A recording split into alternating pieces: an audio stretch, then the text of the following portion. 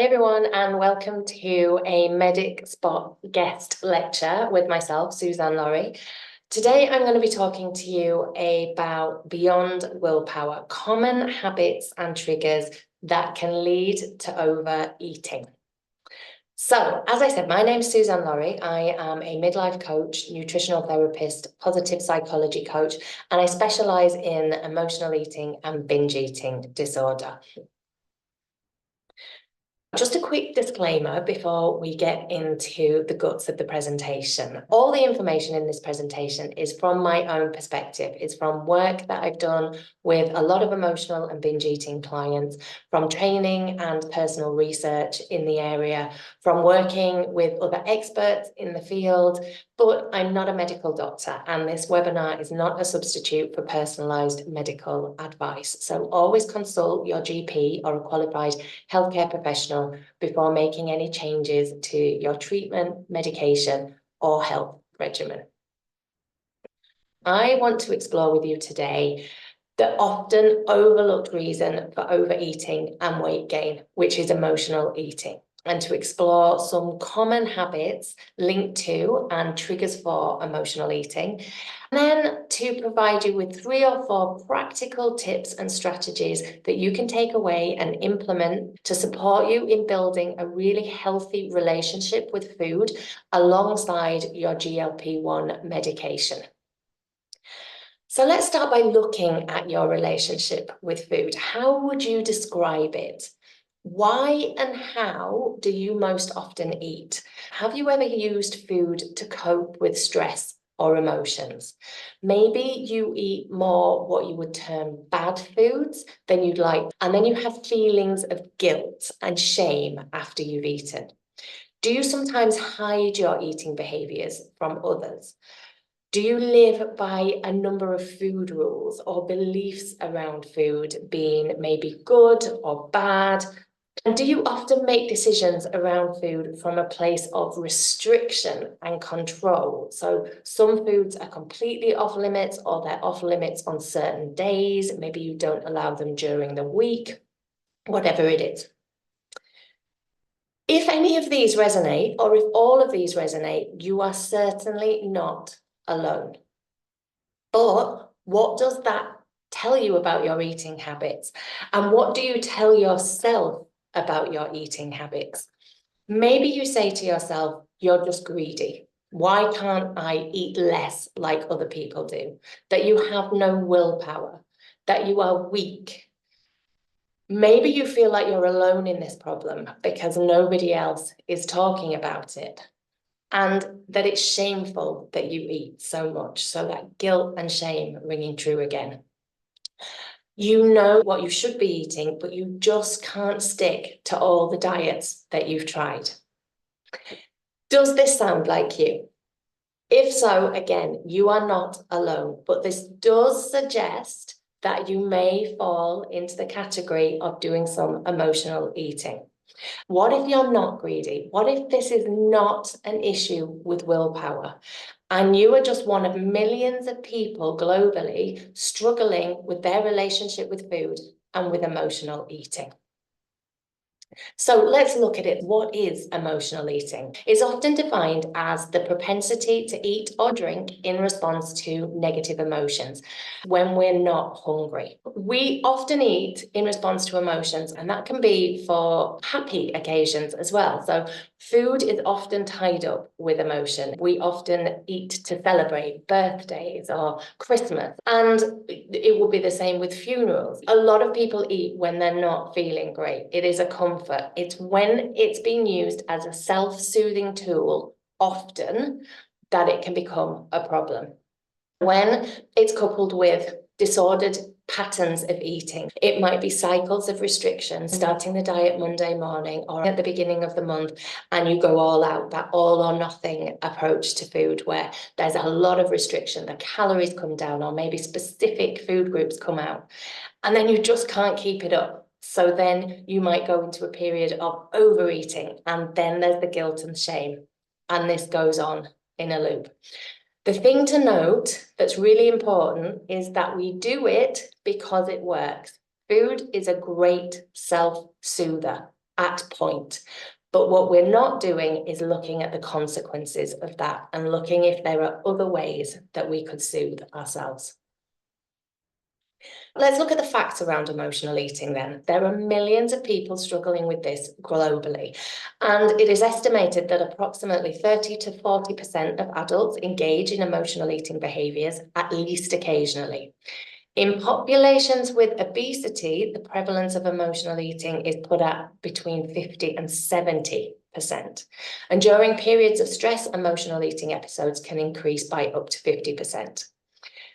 Globally, binge eating disorder, which is the most serious end of the emotional eating spectrum and is considered an eating disorder, affects approximately 1 to 3% of the general population. But again, the rates are higher amongst individuals with obesity. And women appear to be disproportionately affected by binge eating disorder, with estimates suggesting 70 to 85% of those diagnosed are female. I would suggest that all these statistics are very conservative because there is a lot of guilt and shame around overeating and our relationships with food. So when emotional eating might be a problem for you, if you're regularly overeating, even when you're trying not to, the I'll be good again tomorrow scenario, I'll be good again after the weekend. Picking up food just because it's there or thinking about it constantly. Food might dictate a lot of your decisions, like whether you're going to go out, whether you're not, because you want to stay home and eat, or you want to go out and eat more, whatever it is. You label foods, good, bad, a treat, moralizing food rather than just accepting it as food. You might be in an endless cycle of new diets or failed fresh starts.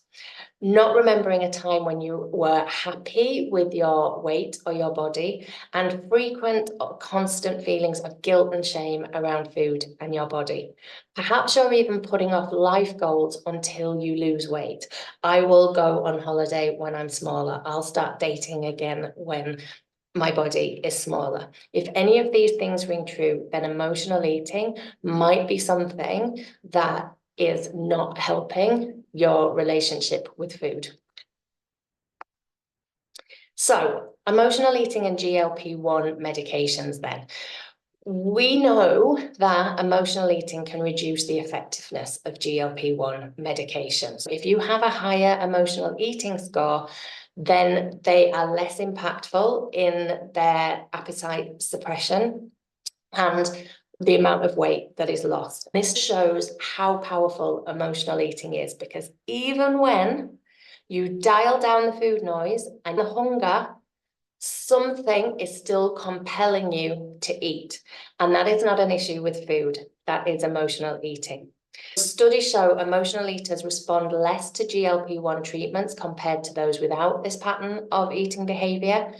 And addressing emotional eating improves outcomes. Pairing medications with mindset and behavior work is much more effective than the medications on their own. Let's look at some common causes of overeating then. There is no one cause. There are many contributing factors. Many people with emotional eating, particularly more disordered eating towards binge eating disorder, have past trauma and they've used food to help them cope with that. We also live in a diet culture, and that plays into our relationship with food hugely. We may have learned that skinny is the only way forward. We may have seen family members on a constant quest to lose weight, and that has gone into our minds. Low self-worth is another common associated factor.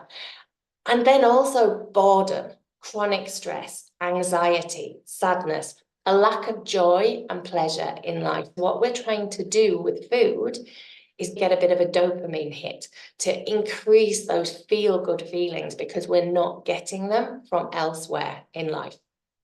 There are physiological components as well. We think about emotional eating as overeating. The big issue is usually the restriction that comes first, that cycle of control and restrictive eating that then leads the body to more cravings and to fixating on different foods and wanting all of the cake rather than just one piece of it. It's food rules that we talked about, that I'm not going to eat a certain food on a certain day, or I'm going to cut out an entire food group, or I'm going to restrict food generally. And also things like blood sugar imbalances, where we're eating an imbalance of macronutrients. Blood sugar is low and it's physical cravings. So the good news is that there are many things we can do to address our issues with food, both psychological and physiological. Let's look at some of the common but very damaging messages about emotional eating.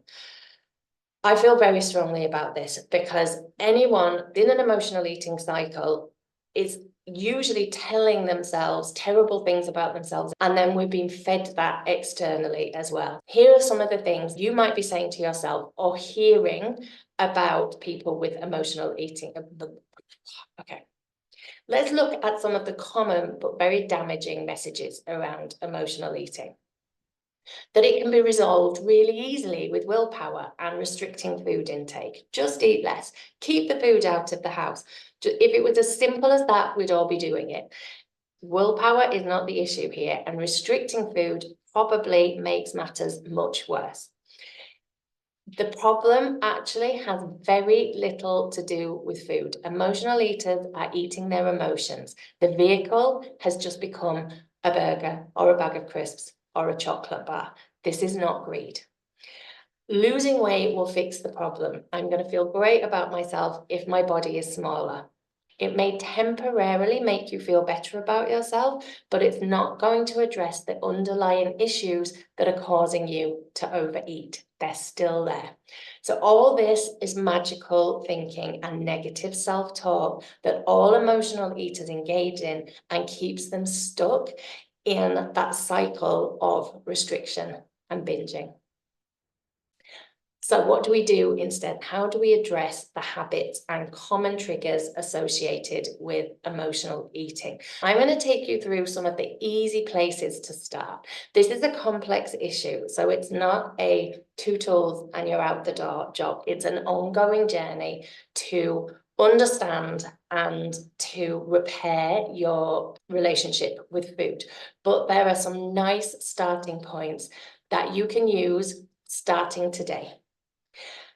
The first thing is, if you want different results, you need to do things differently. So we need to look at our relationship with food with curiosity, without judgment, with what we tell ourselves about diet culture, what we believe about our bodies and the ideal body size. And we need to be prepared to take a leap of faith and do things differently.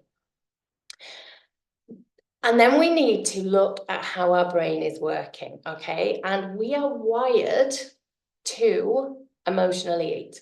So we need to understand that and start to rewire our brain. What we're looking at here is something called the habit loop. And this is what we engage in when we have a trigger. So that might be stress, anxiety, being overtired, feeling sad, whatever it is, or just slumping on the sofa at night as a trigger. And then we have a craving. Our brain goes to what's going to make me feel better? What's going to give me a dopamine hit? And then it will crave something. Invariably, we have learned food is the quickest way to fix this. So it might be chocolate, crisps, whatever it is that you go for. Then we eat that food, and the reward is a quick dopamine hit. We do feel a bit calmer, a bit lighter. We numb out the feelings. That's what emotional eating is. It's numbing out the feelings. So what might those common triggers be? Well, we mentioned some of them. So they might be emotional, stress, anxiety, etc. They might be situational. We've just got into the habit of when we watch TV, we snack.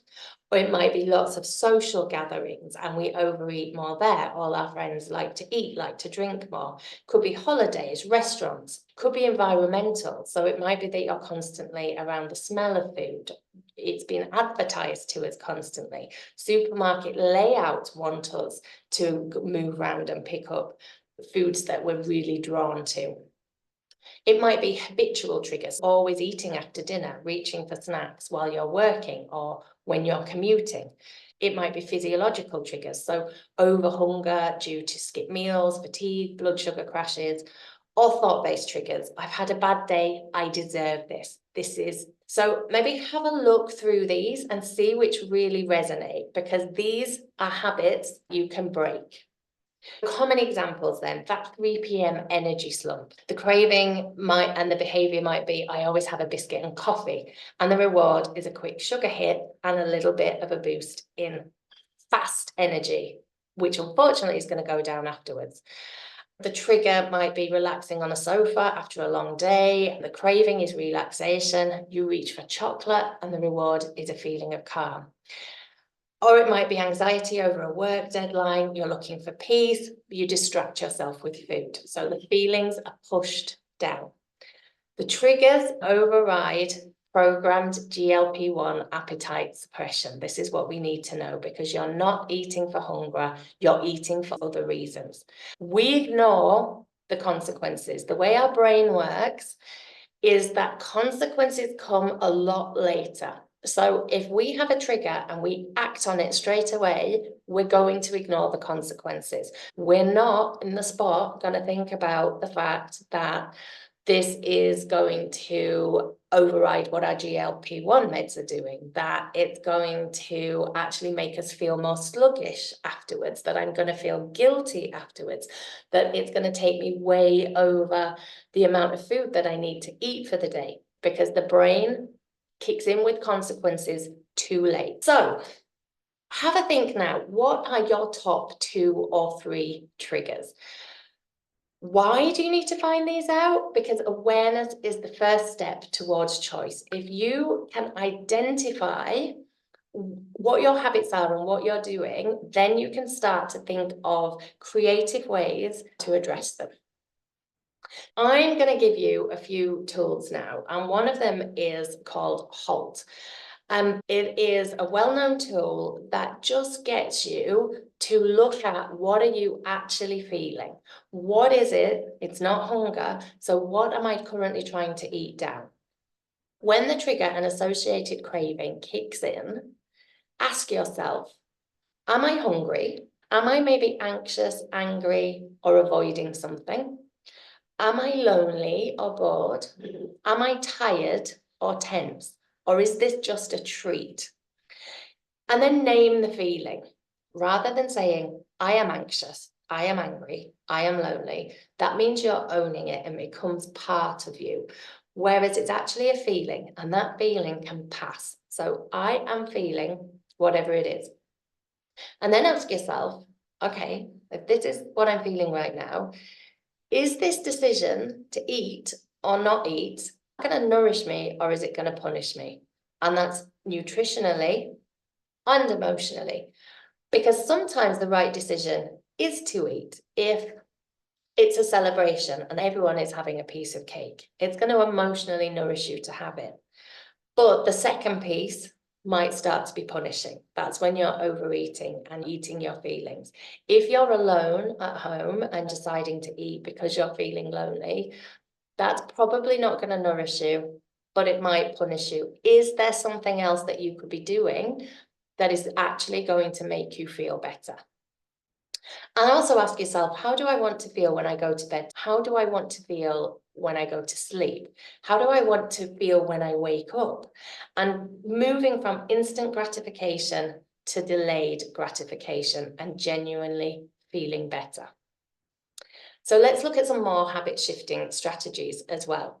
Taking a mindful pause. We've shown in the habit loop that consequences kick in late. So what we're trying to do here is allow the brain to catch up and to really balance out and think logically, is this a good decision or not? Just taking 3 deep breaths when the trigger hits can calm you and also put you in that space where you can think about what you're really feeling and therefore what you really need. And if you really want to disrupt autopilot, you can use a tool called the 3 Ds: delay, distract, decide. Delay for 20 minutes to let the brain kick in and give it something else to do. You could talk to a friend, go for a walk, clean out a drawer, finish a task. You could go out in nature, have a bath, take a shower. So lean into what makes you feel good. And then after 20 minutes, you decide, do I still want to eat? If the answer is yes, eat slowly, mindfully, and without guilt. And you're likely to eat way less. But you may decide, actually, the moment has passed and I no longer need it. The idea isn't to be restrictive and constantly go with the no. It's to become really conscious, and for more of those things to become no, and for you to build a bank of other tools and habits and strategies that make you feel better when you're feeling low. Another habit, super simple: eat regularly. A lot of people have moved into thinking less is more with food, and also using tools like intermittent fasting, where they're not eating until much later in the day. In terms of emotional eating, this is generally not a good idea, because often a binge comes from the restriction. So don't start eating with restriction in mind. This is the single most important food-related strategy for combating emotional eating. Eat regularly. Being physically hungry is the leading cause of overeating due to low blood sugar levels and cravings. You're more likely to want something high sugar and more high fat. So start the day with breakfast, high protein, snacks, small, high protein, lunch, again, high protein, just eating regularly, nourishing foods throughout the day, and doing it from a health first approach. And that retrains the mind and body for when GLP-1s have finished. You're in a pattern of really regular and nourishing eating. And then look beyond food. Have a little life audit. And if you can look at the triggers, as we suggested earlier, what is it that is making me eat? I'm spending a lot of time alone, I'm bored in the evenings. Look at that information and go, what can I do with it? Where is the joy and pleasure in my life?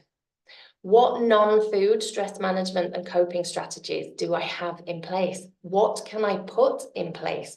Is that deep breathing? Is it meditation? Is it time in nature? Who are you following on social media? Who are you listening to? And are those messages positive for you or negative for you? And if they're negative and making you feel bad about your body and your food intake, have a social media call. And the big one, do you believe you are worthy of change? There, in my experience, in this area is a lot of self-sabotage, because fundamentally people don't believe that they deserve the change. So ask yourself that question, and if it feels a bit triggering or you feel like, gosh, that might be me, then that is something to really look at. Look at building your self-worth. These are really challenging but super important questions. And an important mindset shift that everybody needs to have. Emotional eating is complex, and it's rooted in both emotional and physiological factors. It's a learned response and not a moral flaw. There is nothing wrong with you. You are doing what your brain is set up to do. It is not greed, lack of willpower, laziness, full stop. And food is not the problem, and restrictive diets are not the solution. But being curious, knowing your triggers, and exploring the underlying factors and being self-compassionate with yourself, that is what works. So that is a quick introduction to emotional eating, but what can you do next if this information resonated with you? Medicspot has lots of resources to help you. If you have any questions or queries, then feel free to contact them at help@medicspot.co.uk. They run a behavioural change program with weekly emails with tips, motivation and strategies to build healthy habits. They have weekly health coach check-ins with tailored support and progress monitoring. There's a WhatsApp community where you can connect with others, sharing experiences and daily motivation. I am running 2 more webinars in this series, which will be released on the last Friday of the next 2 months at 10 a.m. One on self-worth, trauma and self-sabotage, and one on blood sugar balancing and language around food and how that impacts our relationship with food. Thank you very much for listening. It's been a pleasure to talk to you. I will see you again next month.